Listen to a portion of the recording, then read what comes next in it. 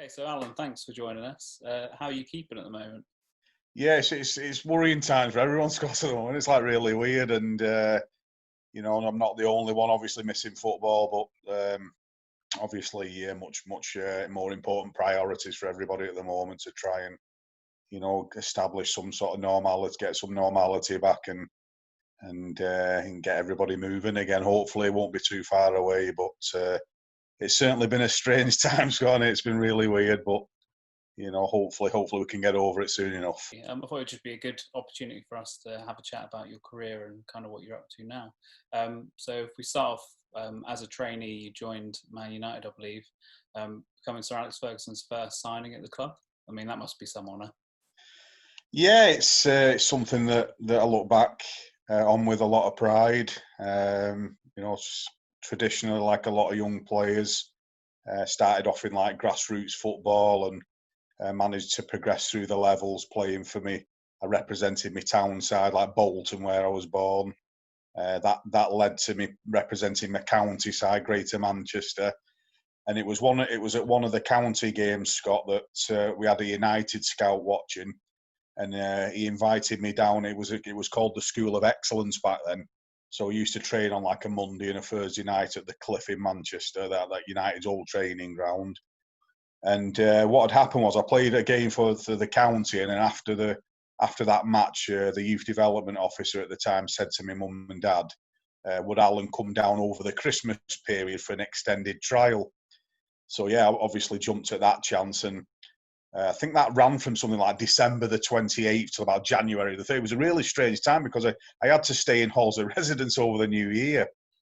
So anyway, Sir Alex joined United in November. So I think it was about the 6th of November he arrived.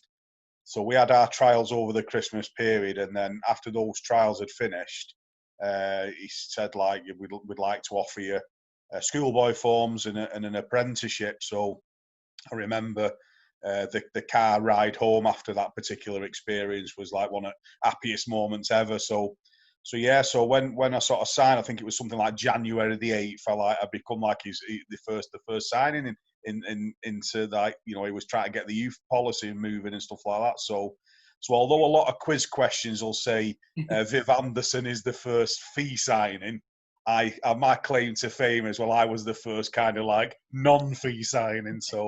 Yeah, absolutely, really exciting.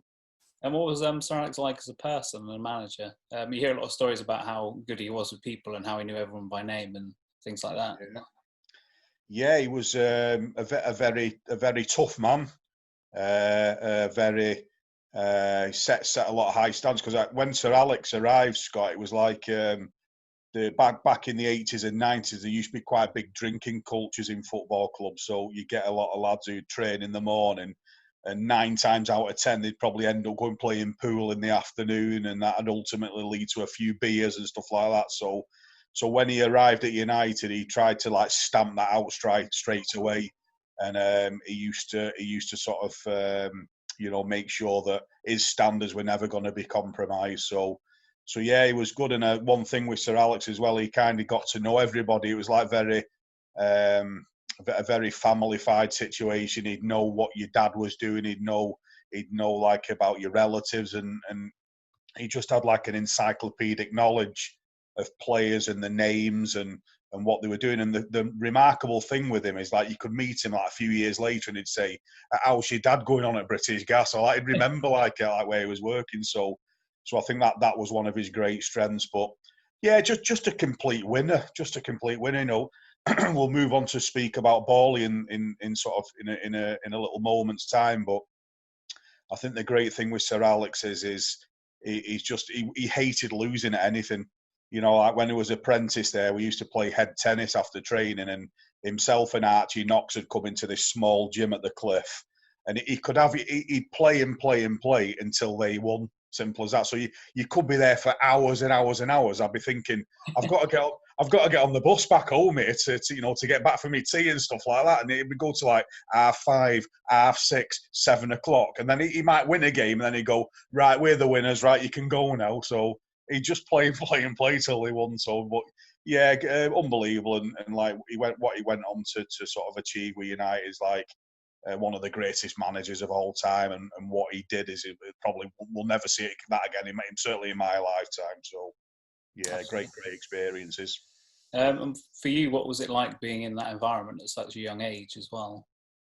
It's tough, yeah. Like I just come out of school, did my GCSEs, and you're having to go like into the workplace then, and like you've got like lads like Brian Robson and Mark Hughes who you'd have like as posters on your wall, and then all of a sudden you're like in the environment training with them because you know how it used to work back then. I know it seems to be quite separated these days, where you get the under 18s training together, you might get a crop of 23s or reserve training together, and the first team's kind of trained on their own. But back then, everybody used to muck in together.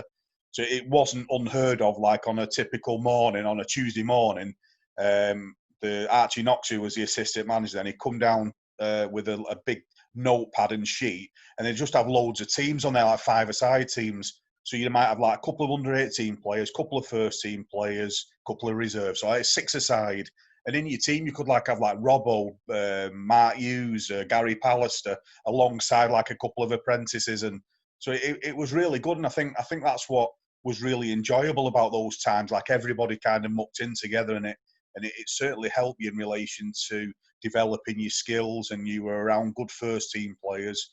So that was a really nice experience. But I think in the modern day, it seems to be a lot of age v age now. You know, like the nines will play the nines, 12s will play the 12s, and you do get a few players playing up or playing down, etc. But not in a great mass, as it were. So I think that was kind of one of the main differences back then.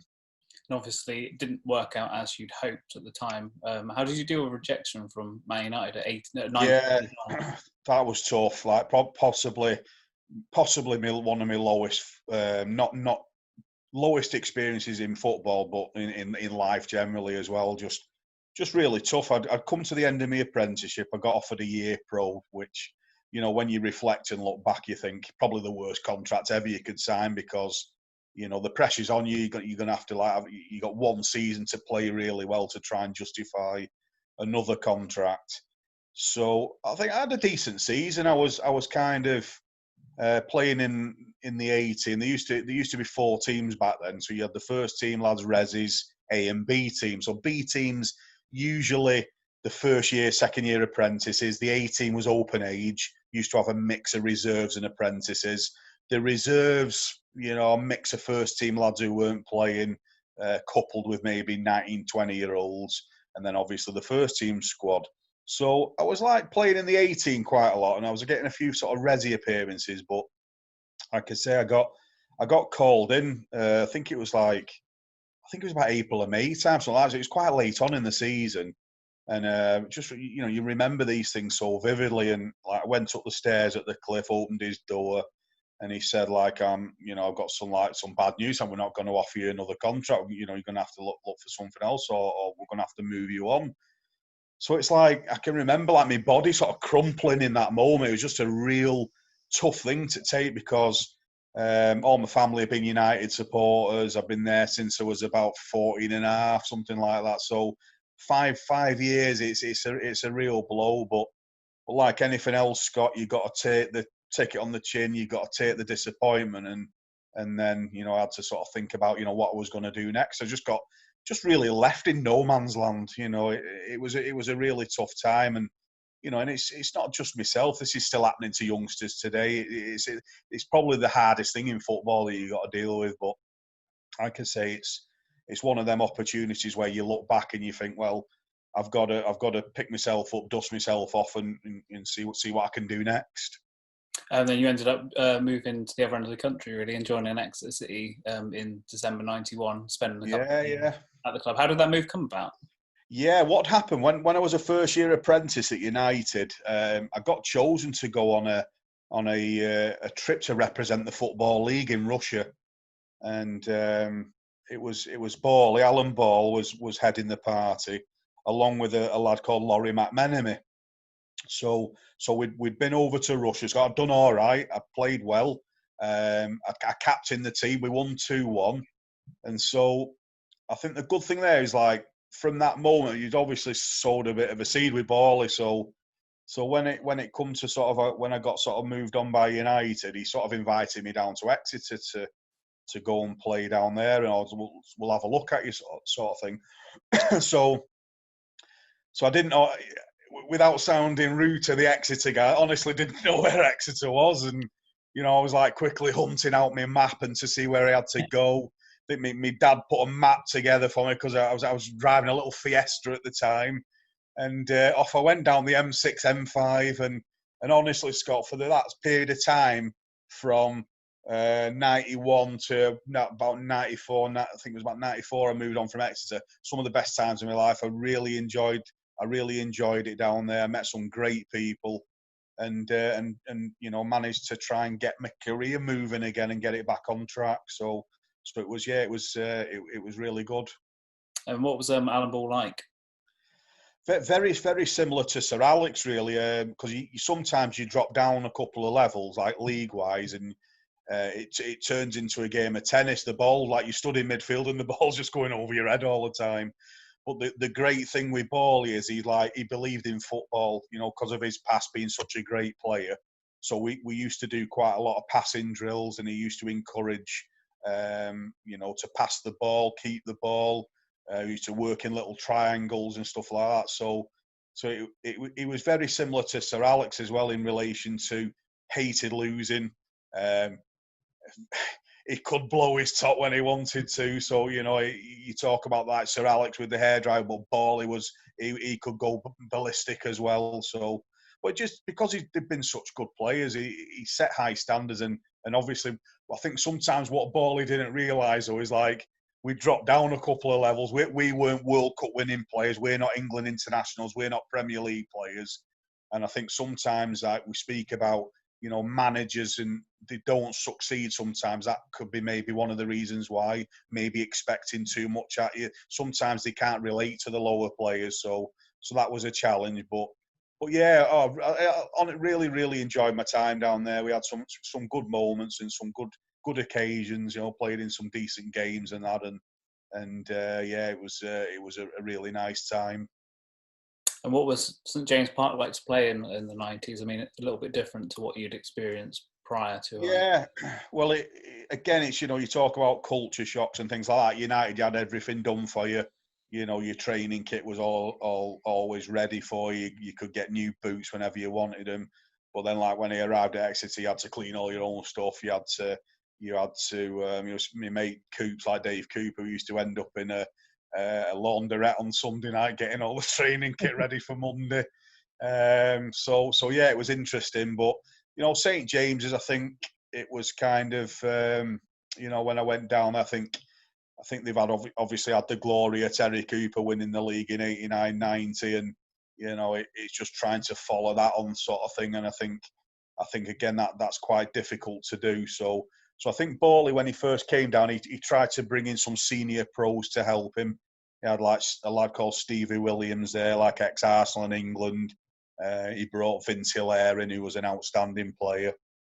Brought Stevie Moran in, who was a centre forward from Southampton. So he tried to bring some senior people through, and then I think he tried to bring some youth players, like get the youth sort of system sorted as well, alongside like with Raddy back then, Mike Radford, and I think he started to get like quite a good blend together, and it was good times, yeah, really good times. Remember my debut was against Wigan Athletic, and quite fortunate really. I think Scotty Eiley had picked up an injury in the sort of the week, and Bally pulled us. I think it was about Thursday. He said, "Right, you're going to be playing Saturday."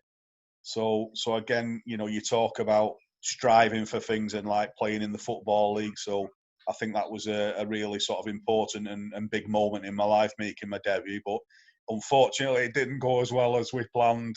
We lost 1-0, an 89th minute winner from a lad called Brian Griffiths at Wigan. And I remember halfway through, Scott, the crowd were booing us, and we were saying like, "What a load of rubbish!" I'm thinking, "Crikey, this is my debut," and like the crowd are on us there. So it was really interesting. So, but no, it was good, and very, very proud to, one, make my debut in the Football League for Exeter, and two, get it under Alan Ball. You obviously got to play in the most important games of your career in the Devon Derby. What are your memories of that? Yeah, that was really interesting because what I can remember about that day was an early kickoff, obviously because of the crowd situation. But I think, Scott, it was like early. I think it was an 11 a. It was either 10:45 or 11 a.m. kickoff that morning. And what I can remember in the week building up to that was like Borley was saying about how important it is to the fans, because that's, he said, he's had it with like Portsmouth and Southampton. He said he's played in like Everton, Liverpool derbies, and he said he understood how much this really means to the supporters. So it was kind of, he had us wound up to the eyeballs all week, and I think we were frothing, we were frothing at the mouth when we ran out on that occasion. But yeah, a really good occasion. Really nice to see St James's Park with loads of like big crowd, and I think we had like 6,500 in that day, and it was one of the most memorable games because of the situation where it could have ended up about 5-0. We had about 3 goals disallowed for offside, and it just went. It was one of them games that seemed to go really well. Like Borley had collared us in the week, and he said, "I want you to do me a man marking job in that game." He said Warren Joyce, who he'd identified as Plymouth's main player, you don't let him out your sight. That's your job to follow him all over the place. So I seen Warren Joyce a little while ago. I was lucky to go and have a look round Carrington, and when he was the United sort of youth academy coach, and I reminded him of that day, and he said, "Yeah," he said he could remember like he had sore calves after and stuff like that. So I must have done a good job on him, Scott. You talk about the 90s. I mean, there's one thing that we have to talk about, isn't there? Oh, no, look at that. I mean, that must have given you an advantage in some games, surely. Just the fact that, give you a headache if you're playing against it, wouldn't it? Yeah, I think when you played in that shirt, I think you used to go to bed after, and it just like stripes in front of your eyes. You couldn't see, I think, all night. So that was I don't know who designed that one, Scott, what the story is, but it looks as though like we'll put a shirt against a wall and let's go and get some blue and yellow paint and just throw it all over it. And this is the product, And match it with yellow shorts as well. Yeah, the yellow shorts, and I think we had like dark blue socks with like a yellow.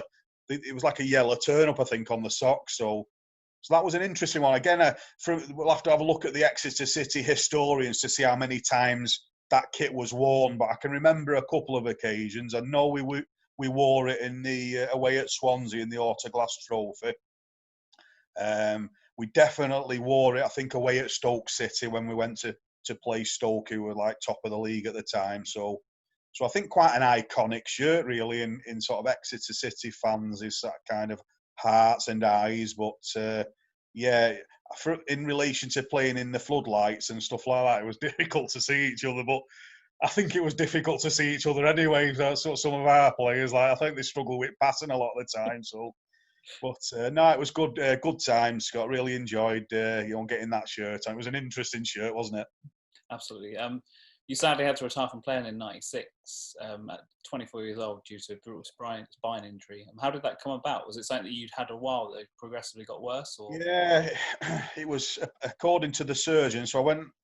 I don't know what had happened. I'd started to pick up a bit of pins and needles in my legs, and it started to get into my arms and my hands, and it started to become a bit of a concern. So I said to Mike Chapman, who was the physio at the time, I'm going to have to sort of try and get this sorted out. I was stupid, Scott, to me. I played with it because my contract was running out, and I thought, well, I need to try and get in the first team and justify another deal. I just kept playing with it for about a month, and it was the most stupidest thing you could have done. And I went for a scan at Frenchay Hospital, Bristol. They had a look at the X-rays and they said your back's in a bit of a mess. So I ended up having 2 operations on it. I ended up having screws and plates in my spine. So I did try to get back. I went through a rehabilitation situation where I was kind of trying to run again, but it come to a point where surgeon sort of said, "You're not going to get to the fitness that you need here." And I think from a psychological perspective, Scott, as well, I was worried about, like going up for a header and someone kneeing you in the back or something. So I had all that to sort of overcome. So I think I made the right choice by saying, yeah, I'm going to have to maybe think about looking for something else to do. But how do you react, at that age, being so young, giving up Oh, your dream?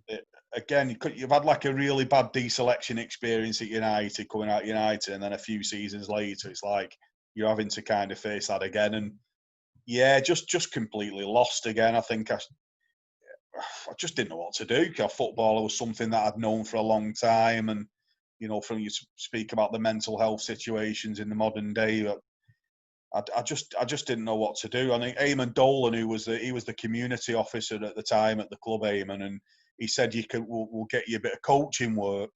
So I was doing quite a few little community in the coaching sort of hours. But the problem with it, Scott, was it was only seasonal. So like summer holidays, Easter holidays, Christmas, and you're thinking, well, it's great that, and I loved Eamon to bits, and I'm so glad that he could give me some hours, but I needed a bit more really. And so I just ended up going through a succession of jobs really, and working in the warehouse. I was working for doing a lot of driving work, and it just trying to sort of bring a wage in really. So after a few years, sorry, I made probably the best decision. I moved back up north again, and I decided to go and re-engage with my education, and went back to university. I think it was 28. So for packed in at 24, probably 4 years before I sort of made the right call to try and get my life back on track. So if somebody had maybe pulled me at 24 and said, well, you're quite a bright lad, you've done a BTEC while you was at United, that'll get you into and spoke about a few options, I might have been able to make that decision a bit sooner. But it's like back in those days, you're almost like left to your own devices, like just go and get on with it sort of thing. And I think that was a tough time before I managed to get some sort of solidity back. I mean, mental health is huge in sport, isn't it? And it's crucial, I guess, that clubs now have that support in place for people. And it's good that you also see a lot of players, like you're saying, doing things outside of their football time, taking degrees and getting prepared for when their career does come to an end. Absolutely, it's so important. I think just a sort of a collectively across the football world, I'd always say to young players coming through all the clubs, the apprentices at Exeter, and all over the 91 clubs at the moment, and even the sort of some of the full-time clubs in the National League. You've got to try and have like a plan B if you can. Education and football, sometimes it's a funny mix because of the culture. I think a lot of footballers are a bit suspicious of academics, but I think if you can, even if you're like learning a language or something, or you're doing, you're learning a trade or anything that, because I think you can do the both, Scott. You can do the both. Footballers got plenty of time in the afternoons after they finish training, and you can do online courses, these days and things like that. So it's always worth trying to just have something as a sideline. Yeah, if football, everybody wants your football to work out, get to 35, 36, 500, 600 appearances, won a few things, fantastic, and you can look back and say, you've had a good career. But those types of players, they're only very small. And, I was talking to a lad from the coaching manual last week about a mental health kind of webinar that I did, and it's so true. You just don't know what's happening from season to season. And you could have a bad injury next week, and the worst thing ever is like a footballer having an injury, but that could like curtail your career, and you're only one tackle away from it. That's the harsh reality. So I'd always recommend younger players, if they can pick up other things as well while they're on the journey, and it certainly won't harm, and it can broaden your knowledge as well. If you do courses on fitness, nutrition, performance analysis, even getting your coaching badges in, Scott, it just gives you a little bit more broadness to who you are as a person. And and then when you do have to make that transition, which all footballers have to do one day, at least you've got a few bits and pieces in your armoury to maybe move your life on a bit quicker than maybe 24 years to kind of move mine on. But that'd be the sort of the bits of advice I'd give on that. I believe you're an ambassador for Mental Health FA as well. Can you tell us a bit about that? Yeah, sure. It's a lad contacted me a couple of years ago, and it's like really just raising awareness, Scott, to be fair, and try to promote the importance of opening up and speaking about mental health and sort of the challenges that everybody has. it's all about trying to normalise the conversation. You always hear that in physical health, if you've got a bad back or a bad leg, you go and see the physio. Whereas, mental health, especially in football cultures, it seems still to be a little bit more of a taboo subject. A lot of people don't really want to talk about it. You're supposed to be seen as this macho, masculine man who can deal with anything that gets thrown at them. And I think it's important to drive that. If you are feeling a little bit under the weather, or you don't feel yourself, or you're struggling a little bit, it's important to not to bottle that up and to open up. So I kind of got involved with the awareness side for Mental Health FA, and I've also been doing a little bit of work with Manchester Mind as well. I try to raise a little bit of money here and there for in relation to, I did a golf event from last year, and I've done so like the webinar. We had a little bit of a money raise from that, and it's just trying to get that subject a little bit more, get players to open up a little bit more and speak about how they're feeling. And it is a brutal world. Football's a really tough industry. There's lots of difficult challenges in there. It's not all fluffy and nice in football. It's about tough times. There's lots of deselection. There's lots of injury stuff. There's lots of, not everybody gets on well with the teammates. So sometimes you have dressing room spats, and but ultimately you're in it together to win a game and to try and do the best that you can as a unit. So that ultimately that's your job. But alongside that, there's tough times as well, because ultimately you can only pick 11 players at one time.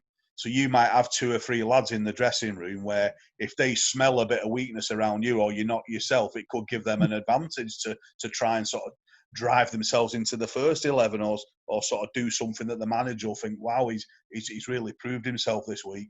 So as you are driving towards the same thing, but sometimes it can be a little bit strange in a football environment. But it's all about experience and learning from it. But yeah, certainly in relation to the mental health stuff, you need to sort of find opportunities where you can open up a little bit about how you're feeling at certain times.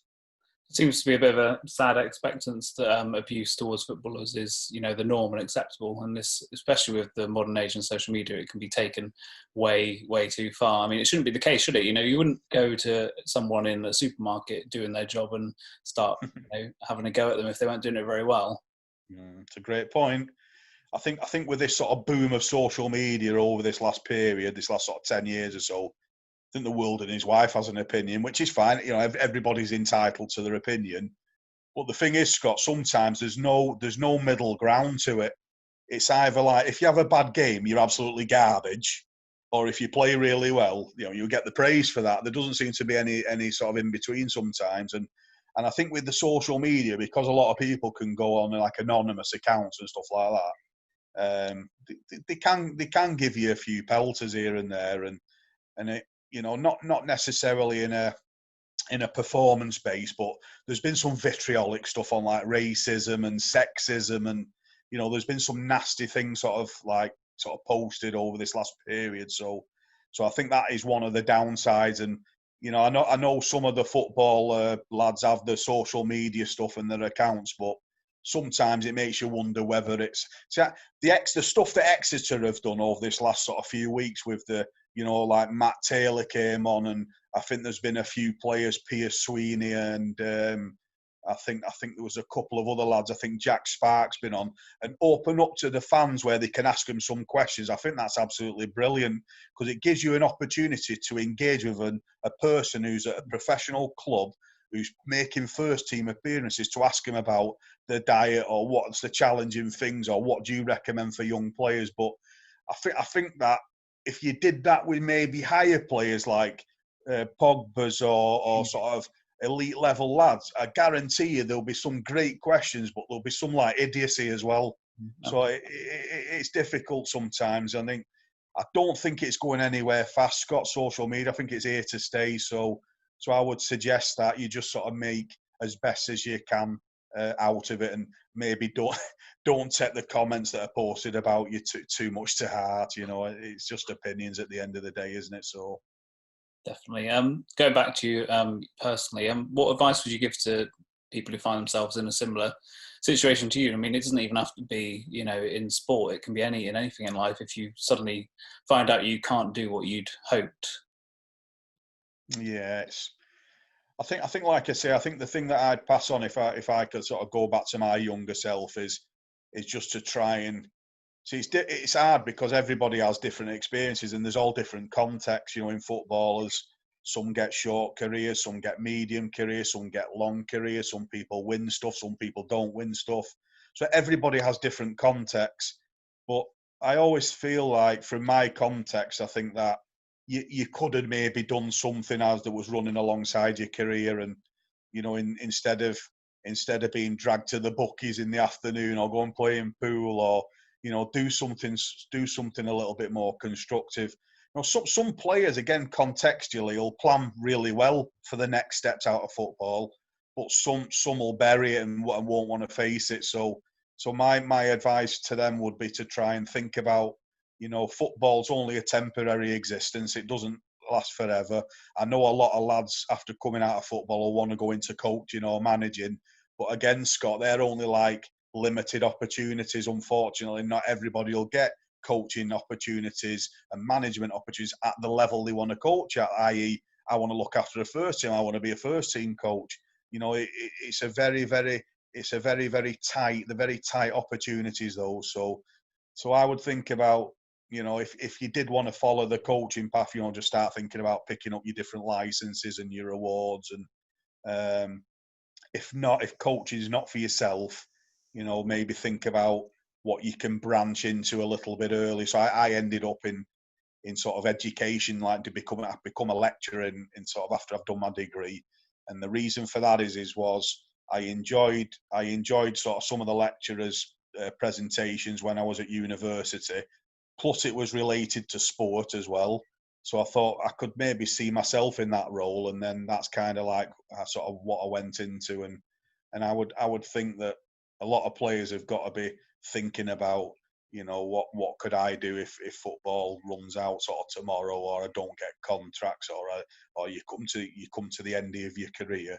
You've got to have something that you're going to sort of step into. That's kind of the best advice I could pass on to any player, whether you're a young apprentice, an early years pro, a middle years pro, or a senior pro. You're going to have to come out the game at some stage in relation to your playing days.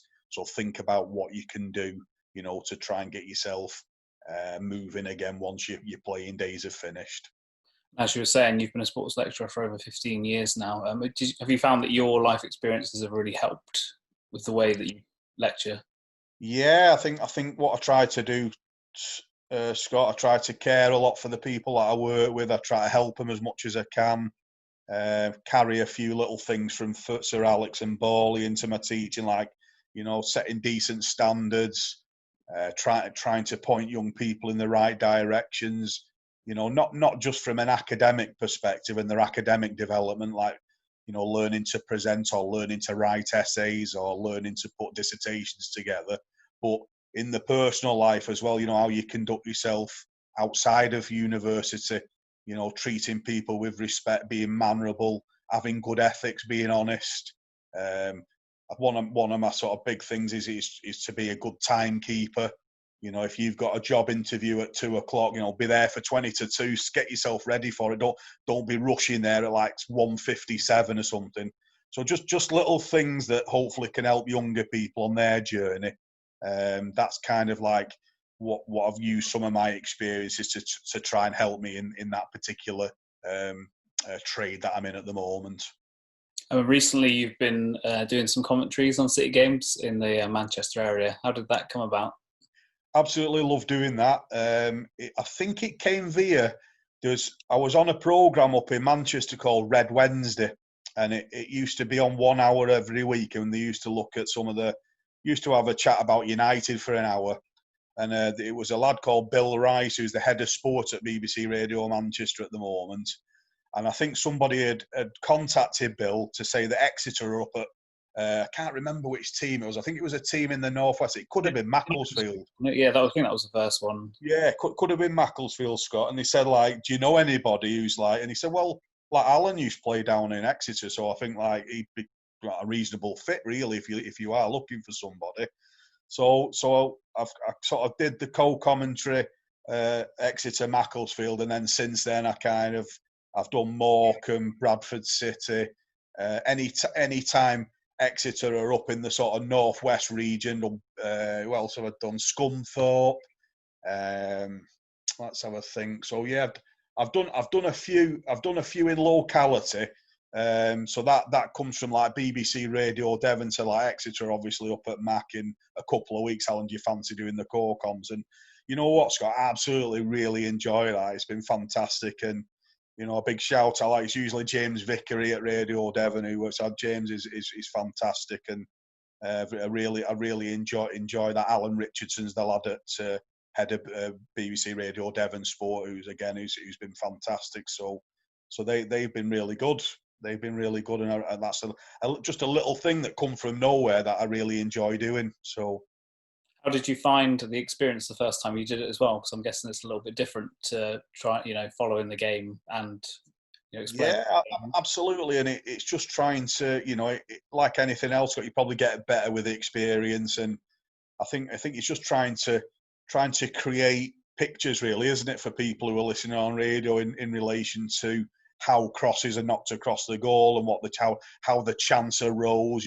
Trying to just get that imagery for sort of people who are listening in, and I think the first couple of times, Scott, as well, is just doing my own work and just trying to get to grips with some of the players, because obviously I follow United is probably my main side, so like coming to sort of watch Exeter play and not being too familiar with all the playing squad. Like I knew a few people, some of the senior lads, Nicky Law and D Mox. I knew of those, but getting yourself like familiarised with some of the other players as well. So hopefully not too much on the radio getting the players wrong and stuff like that. I think that sometimes can be a bit tricky. Especially Scunthorpe was difficult because of the glare of the floodlights. You're trying to pick out who the players are, and you just sort of like try to do your best with that. But you're often sat quite far from the action as well, aren't you? Like right at the back. So absolutely. So that was really interesting, and like I say, I've really enjoyed that. Just to, like, used to see Stu from the Western Morning News as well, like quite a lot. I think like I've known Stuart for quite a number of years in relation to like through social media and asking how you're doing how you're going on. So it was great to hook up with Stu finally as well. So that was really nice. And what have you made of what you've seen on the pitch as well over the last couple of seasons? Do you know what, Scott? I've been really impressed. Couple of the games this season that I've commentated on. Been very impressed with some of the football that Exeter play. I think it was one of the more impressive one. We drew 1-1 in the end, but it was Crewe away. The first half, Crewe were like pushing for promotion, and they were like, I think they were about second or third in the table at the time. But Exeter could have been about 3-4 up at half time. Absolutely trounced them. So I think that was probably one of the best halves I've seen this season. So. But yeah, in some of the other games as well, I think in majority of the time, I think Exeter have performed nicely and they put some really good wins together. Like they won at Morecambe 3-2. They beat Grimsby away from home as well. That was a bit of a sucker punch. I think it was Nicky Law who got the winner on that occasion. But I think there's only been a couple of games where it's been could have done better. Scunthorpe away wasn't the best of performances, and I think we got done at Bradford as well. But there was a bit of a contentious refereeing decision near the end of that game. I'm not too sure. One of the centre halves, I think, got a red card. Red card. Yeah, and for me, it was like the Bradford player made a meal of it. I don't think it was like a red. So. But yeah, I think they've been doing really well. Like they were close to getting promoted last season. I thought like with Matt's kind of knowledge and experience and the know-how of getting there and just maybe moving on a little bit more, I think he was well on the way to doing it this season. Unfortunately, the season's been curtailed, and I don't know if we're going to get it back on again. But it was a shame. I think they was doing really well, and certainly knocking on the door, weren't we, getting promoted? So that's a real shame. definitely. Just finally as well, you're very supportive of the club on social media still. Do you reckon we'll see you down at St James Park one day in the future when it all goes back to normal? You know what, Scott?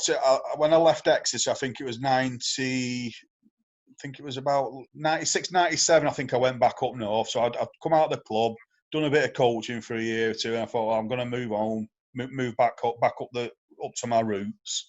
And I've never been back since. I know it sounds amazing and bizarre, but so I keep saying to like Stu and a couple of the other guys, like I do promise that I will get down again, because it was such a really nice time in my life, and I'd really sort of like to come back and maybe go and have a look at the Cat and Fiddle training ground again, and maybe catch a game down there. I definitely will.